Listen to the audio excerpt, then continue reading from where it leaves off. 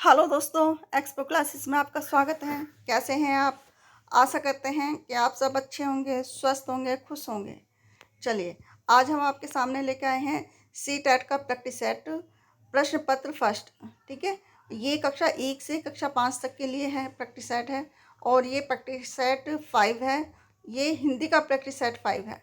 ठीक है, अब देखते हैं पहला क्वेश्चन क्या पूछ रहा है। इसमें पहला क्वेश्चन पूछ रहा है, वह दृश्य चेतनचित, वह दृश्य चेतनचित अवदमित अवदमित और प्रसुप्त कामनाओं के महासमुद्र में बोतल के कार्क के समान उतर रहा है।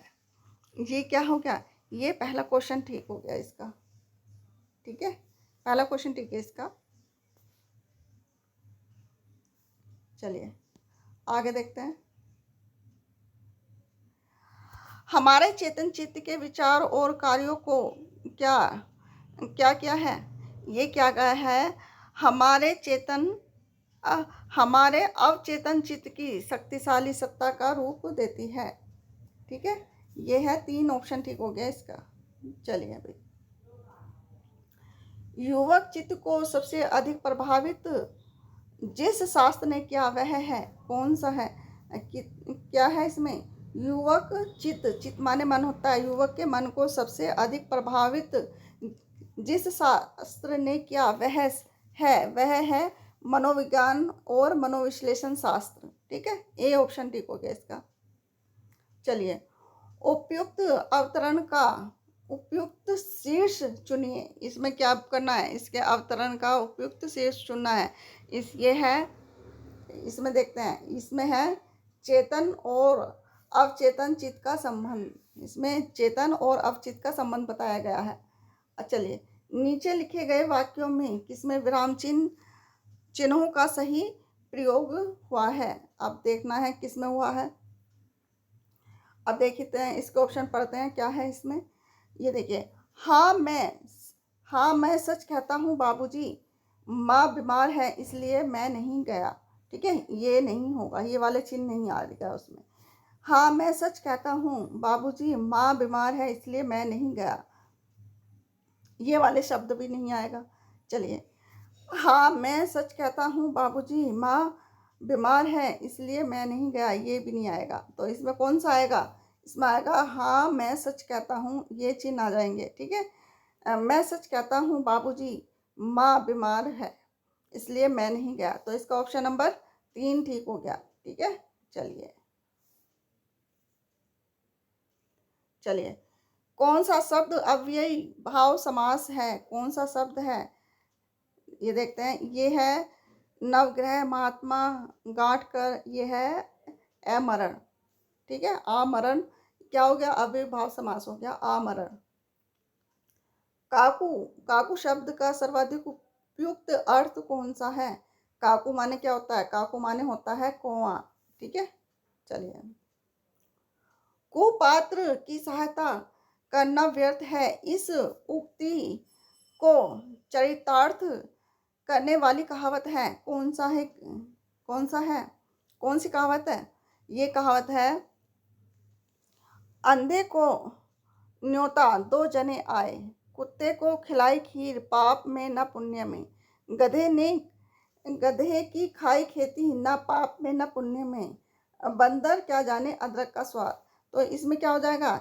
इसमें हो जाएगा गधे की खाई खीर ना पाप में ना पुण्य में। ठीक है, ऑप्शन नंबर 3 इसका ठीक है। चलिए, ये देखते हैं, अनिश्चितता के भाव को प्रकट करने के लिए उपयुक्त मुहावरे का चयन कीजिए। यहाँ उपयुक्त मुहावरे का चयन करना है। ये अनिश्चितता किस में आ जाता है? अनिश्चितता में ये देखते हैं किस में आते हैं। पहले इसके ऑप्शन देखते हैं।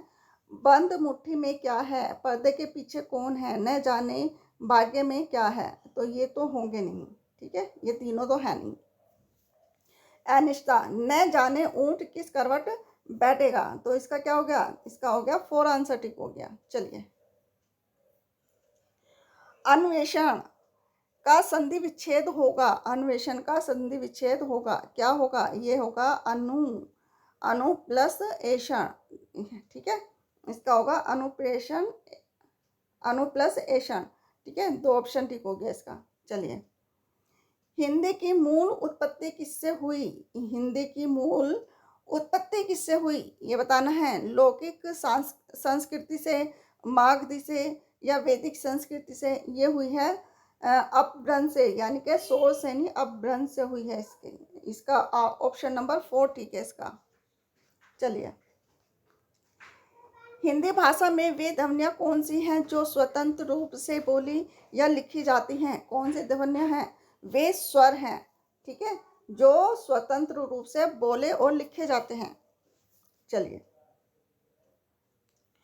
कौन सा शब्द जंगल का पर्यायवाची नहीं है? इसमें बताना है कौन सा शब्द जंगल का पर्यायवाची नहीं है। ये देखिए, ये अपटी माने जंगल, कांतार माने जंगल, कानन माने जंगल, ये क्या है? कांता माने जंगल नहीं है, ठीक है। चलिए, निम्नलिखित शब्दों में से शुद्ध रूप है, कौन सा है शुद्ध रूप? ये है प्रज्वलित, ठीक है, 2 ऑप्शन ठीक हो गया। चलिए, नीचे लिखे वाक्यों में से कौन सा वाक्य सही है? अब इसमें सही वाक्य बताना है हमें, कौन सा वाक्य सही है, देखते हैं। चलिए, उसकी आयु 30 वर्ष है इस समय, ये तो नहीं होगा। इस समय उसकी आयु 30 वर्ष है, ये है, ठीक है। यह 30 वर्ष की अवस्था है इस समय उसकी, ये भी नहीं है। इस समय 30 वर्ष की अवस्था है उसकी, ये भी नहीं है। तो क्या हो गया? इसका ऑप्शन नंबर 2 ठीक हो गया। निवार्त का समानार्थी शब्द है, क्या है? निवार्त का है बिना हवा वाला, ठीक है, बिना हवा वाला, 3 ऑप्शन ठीक हो गया इसका। निम्न विकल्पों में से सकर्मक क्रिया का चयन कीजिए। इसमें सकर्मक क्रिया बतानी है, कौन सा है?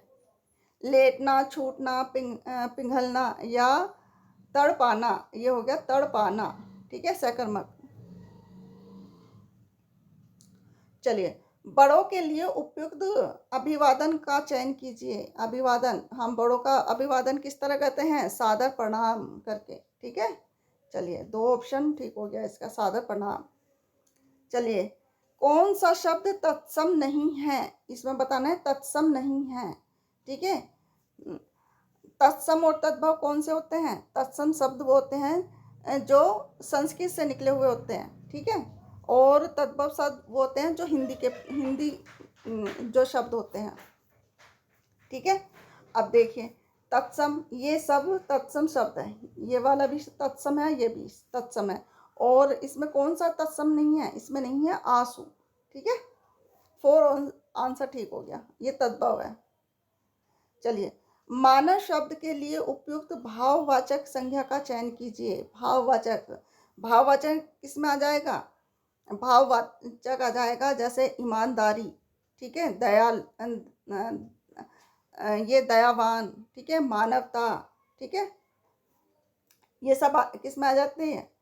श्रद्धा, ये सब उसमें आ जाएगा, किस में आ जाएगा?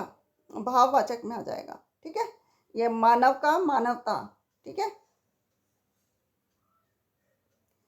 कवि शब्द का काव्यत्री रूप क्या है? ये बताना है हमें, कवि शब्द काव्यत्री रूप क्या है? ये है काव्यत्री। चलिए, परिश्रमी शब्द का कौन सा विशेषण का बोध है? कौन सा विशेषण का बोध है?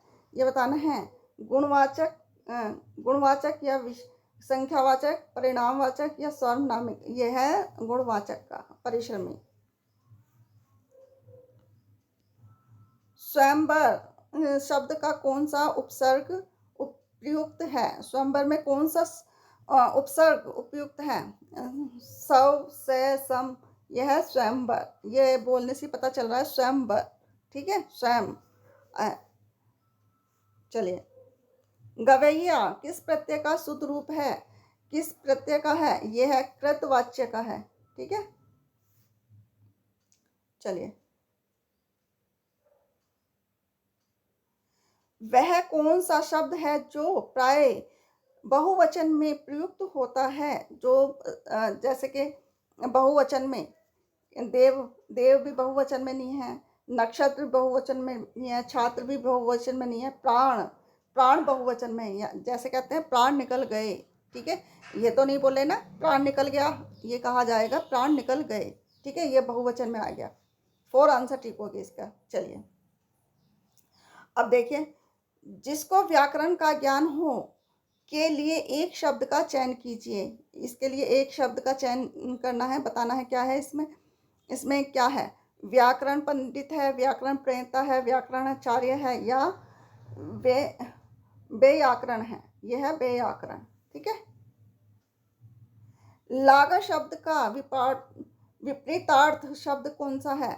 यह है लाघव का है विस्तार, ठीक है। चलिए, उपयुक्त वाक्यांश का चयन कीजिए। बलिदान बलिदान की भावना के प्रेरक होते हैं, कौन होते हैं? बलिदान की भावना के प्रेरक कौन होते हैं? समाज सुधारक, संस्कृति पुरुष, या स्वामी भक्त, या देशभक्त। ये होते हैं देशभक्त, जो बलिदान की भावना के प्रेरक होते हैं। चलिए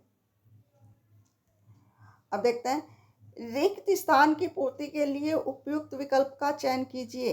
बताना है ये हमें। महात्मा गांधी अहिंसा के साक्षात डैश थे, क्या थे? महात्मा गांधी अहिंसा के साक्षात विग्रह थे, ठीक है, विग्रह थे। चलिए, ये आज का लास्ट क्वेश्चन है, इसमें देखते हैं, रिक्त स्थान की पूर्ति के लिए उपयुक्त कारक चिन्ह का चयन कीजिए। प्रत्येक प्रश्न डैश 4 संभावित उत्तर दिए गए हैं। क्या है? प्रत्येक प्रश्न के, यहाँ पे किया जाएगा के 4 संभावित उत्तर दिए गए हैं, ठीक है। तो इसका क्या हो गया? इसका ऑप्शन नंबर 3 ठीक हो गया। चलिए, ये आज का लास्ट क्वेश्चन था। आशा करते हैं कि आपको वीडियो पसंद आई होगी। अगर ये क्वेश्चन आपको ज़रा भी यूजफुल लगे तो प्लीज़ लाइक, शेयर और सब्सक्राइब ज़रूर कीजिएगा। ये आए हुए क्वेश्चन हैं जो कि पीछे एग्ज़ाम में पूछे गए हैं, तो प्लीज़ लाइक, शेयर और सब्सक्राइब ज़रूर कीजिएगा। मिलते हैं नेक्स्ट वीडियो में नेक्स्ट प्रैक्टिस सेट के साथ। तब तक के लिए खुश रहिए, स्वस्थ रहिए। धन्यवाद।